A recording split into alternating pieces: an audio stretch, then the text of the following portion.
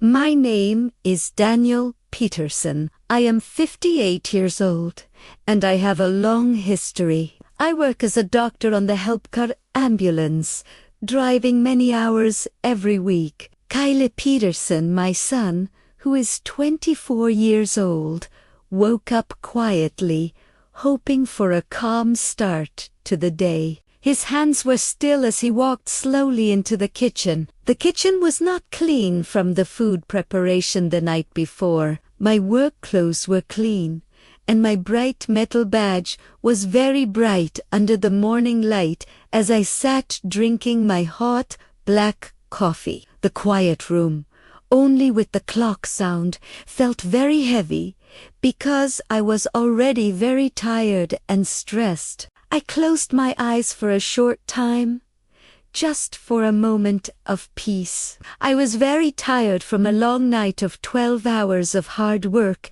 helping many people. I started the fight, saying with a tired, stressed voice, "Kyle, I need you to think about life seriously. You waste so much time here." Kyle stopped moving, looking at me calmly. He said, "Dad, good morning. What is wrong?" "I am here now. I am looking for a job." I hit my hand hard on the wooden table. The strong sound made the cups move quickly, and coffee water fell out of my cup and onto the table. I shouted, "Looking for a job is not enough. You only see the rules. You never see the debt you have. I need to know your plan. You must keep the promise you made." Kyle looked down, trying to stay calm. He replied, "I know, Dad. I am trying my best, truly. I remember the promise, but you must stop yelling." I said, "I know more than you think, son, because I pay the bills. I pay for your house. I know what it means to feel afraid about the future and what you will become. Your mother would not like you living without a good plan. That is why I worry and talk so much." Kyle started to lose his calm, his hands closing into fists. He said fast, "You think being old makes you always right. You treat me like a small child who cannot think for himself. This house feels like a bad, locked room because of your old, strict rules. I need freedom." I finally raised my voice high, screaming, which I almost never did because I was too tired, and said, "I am afraid for you, Kyle. You have many money problems, and you live like nothing is important. Like the world is free. I have taken care of this family alone, fighting for us since your mother died. You must remember that every day." This made Kyle extremely angry, the most angry he had ever been. Kyle yelled loudly, taking his coat and keys and hitting the door frame very hard as he turned fast. He shouted, "I stop talking now, forever," and ran out the door. The sound of the coat hitting the wood showed the bad feeling and the big silence in the room. I heard his old car start fast and drive away, making a loud sound. I felt a quick sadness that I started the fight, making his morning bad. I was left still, standing alone, looking at the empty door. Only quiet and the soft, sad smell of coffee stayed there. The coffee suddenly tasted bad, like old dirt. I felt a quick, sharp sadness for using his mother's name in the fight. It was a low, bad thing to say, a very cruel tool. I knew I had hurt him badly, right in his deepest feelings. I whispered to myself, "I should not have started this. He is all I have left in this world." I should have just stayed quiet, said nothing to keep the peace, and told him I loved him more than anything. But I had no time to stay sad. I had to go to work for 12 hours. I took a deep breath, trying to calm my mind, took my medical bag, and walked out. I walked to the help car, feeling a very heavy weight in my chest, a stone of worry, and a lot of guilt. I just shook my head slowly and waited a moment before getting in the front seat. I looked back at the house one last time, hoping Kyle would come back and say sorry, or that I could say sorry first and fix us. I remembered yesterday when he smiled big at a silly TV show. That happy sound was far away now. I started the car, pulling away from my street, still feeling very bad about the fight. I asked Sarah to drive the car, so I could think for a short time about my son and what he was doing. Kyle drove for 10 minutes in his car, still angry and thinking bad thoughts. He parked his car near a small park, far from his father's house. He then walked a short way to his friend Alex's house. Alex lived in a small, old building. Alex opened the door and smiled. "Hey, man, what is wrong?" "You look like you fought with your dad again," Kyle said.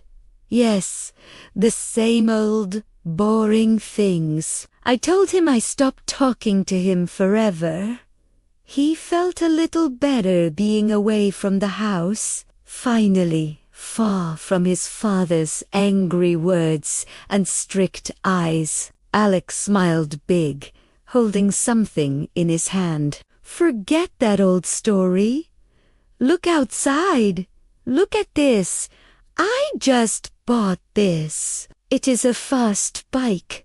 The fastest one." Alex pointed to a beautiful, dark motorcycle that was parked on the street. It was new and very bright, shining in the rain. Kyle looked at the bike. His eyes became wide with surprise and wonder. "Wow, Alex, that is very cool. It looks like it goes really fast, like a powerful animal." "You bought a new motorcycle," Alex said. "Yes, I got it only yesterday. It is very powerful and very fast. You want to try it? You need to feel the speed. It will make you feel much better. Trust me." Alex threw a new, dark, heavy helmet to Kyle. Kyle thought for a long moment, feeling the cold metal of the helmet. He knew his father would be very angry, screaming mad if he knew Kyle was on a motorcycle. He made a promise to his father and his mother to drive only his old, safe car, but he was still very angry and sad from his father's words. He thought, "My dad does not trust me anyway. He treats me bad. What does it matter now? I need to feel free, just for a moment, to feel the wind and the speed." Kyle took the helmet. "Okay, Alex, I will take it for a short ride. Only 10 minutes. I need to feel the wind against my face." He put the dark helmet on his head. It felt heavy and new, and he felt like a new person. Alex warned him again. "Be careful, man. Seriously, it is very powerful and very fast. Be back in 20 minutes. Don't push it." Kyle smiled and started the motorcycle. The machine made a loud, angry noise that he liked, the noise of freedom. He drove fast away from the street, feeling the wind and the speed around him. He felt free and powerful, finally escaping the sadness from the fight. He did not check his speed, only the feeling of the road. At the exact same moment, miles away, I sat still in my ambulance. I was trying to drink water, thinking about how I could buy Kyle's favorite pizza tonight, the one with extra cheese. I planned to go to the store and leave a note on his bed that said, "I love you. I thought about the nice card I would buy him, a silly one.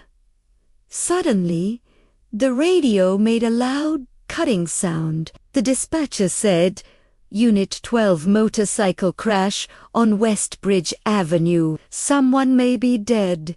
Please go there fast, immediately. Very important area. Fast response needed. We need to go very quickly, Doctor. I felt a strange, sudden cold feeling running through my arms, like ice water. Westbridge Avenue was only a few blocks from my home. Too close. The name of the street sounded too close to where Kyle might have driven his car. But I told myself Kyle is safe in his old car. This is not him. This is a random person. I told myself the bad thought was wrong and answered clearly, Unit 12 going now. On the way. The ambulance rushed through cars with the loud siren crying. Sarah drove fast but safe, focused on the road. I looked out the window with a strange, growing fear in my stomach. I started to worry about the people involved, feeling sick in my stomach for the family of the victim. I told myself it was just a bad feeling from the lack of sleep and the morning fight that I started.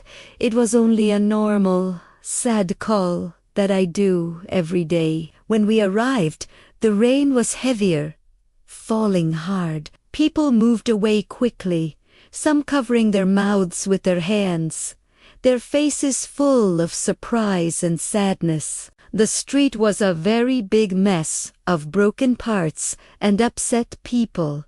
A very bad and chaotic scene. The smell of oil, gasoline, and wet metal filled the air around us. I jumped out fast and took my bag. I asked the police officer, "Where is the person? We need to know the person's condition now so we can help. Maybe there is time." The officer pointed to the body under the white sheet. Man, early 20s. Dead 3 minutes before you came. The area is safe, Doctor. I walked toward the body slowly. Each step was very heavy, like lifting weights. The rain hit my coat. My boots went down slightly in the wet street. I felt a quick, hard pain in my stomach, like being hit. I looked for a car, but only saw the broken motorcycle smashed against the light post. I felt a cold, deep confusion, wondering who was riding that bike and where Kyle was. I saw the motorcycle first. It was very broken, destroyed. Then I saw the dark helmet lying close to the body. It was not Kyle's usual helmet. I thought, this helmet is too new. This is not my son's bike or his helmet. He is safe in his car. He must be. My medical bag fell from my fingers and dropped onto the wet street with a loud slap, but I did not try to pick it up. I went down on my knees, not breathing well, suddenly very weak. I prayed silently that this was not true, that the officer was wrong. I told myself that this was just a bad dream, and I would wake up soon, safe in my bed. I lifted the white sheet just a little, very slowly, to be sure, as the job needed. Then my whole world stopped forever. I saw the face of the person. It was not a stranger. It was my son, my Kyle, the same boy I held the day he was born. The same boy who laughed loud when I taught him to ride a bike. The same boy who hugged me tight the day his mother died. The same boy whose hands I had held tightly at his mother's funeral, promising to protect him forever until I died. The same boy I had shouted at this very morning, only an hour ago. I felt my whole chest break down, completely broken, as I whispered, "No, no, please God, No, not him. The sound was a quick, broken cry, like a lost child. I touched Kyle's cold cheek with shaking fingers, whispering, "Kyle, please, wake up, please, son. Dad is here now. You are safe."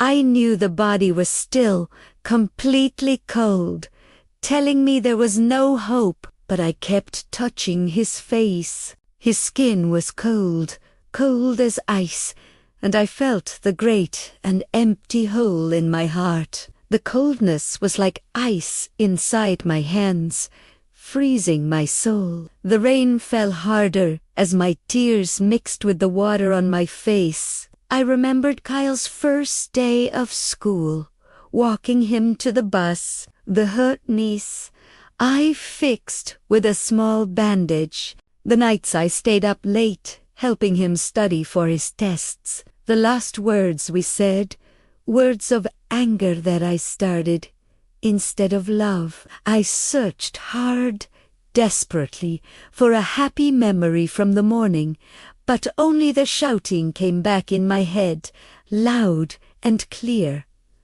I could not hear anything but my own voice yelling. I cried out softly, "We were supposed to talk tonight. I was supposed to fix it. You can't leave like this. Not now. I should have listened to you this morning. I should have said nothing. I only wanted the best for you, son. I did not want this end.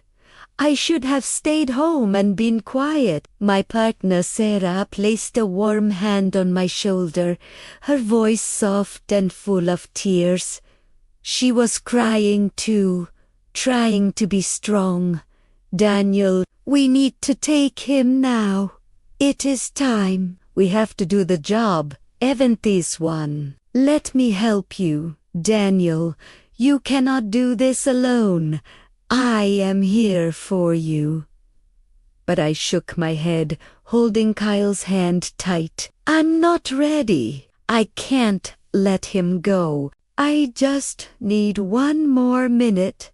Just 60 seconds. I failed him, Sarah.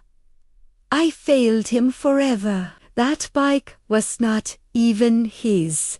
I let him go in anger. The world around me became unclear, a blurry mix, as people watched quietly, some crying, some looking away from the sadness. Sarah gently put her arm around my back, helping me stand up slowly. I lowered my head onto Kyle's chest, resting my forehead there. The coldness of the body broke me completely, forever, as I whispered, "I love you, Kyle. I'm sorry. I'm so sorry. I didn't know this was our last moment. I forgive you, son, for everything. I will always remember you laughing, not arguing with me. I promise that to you now."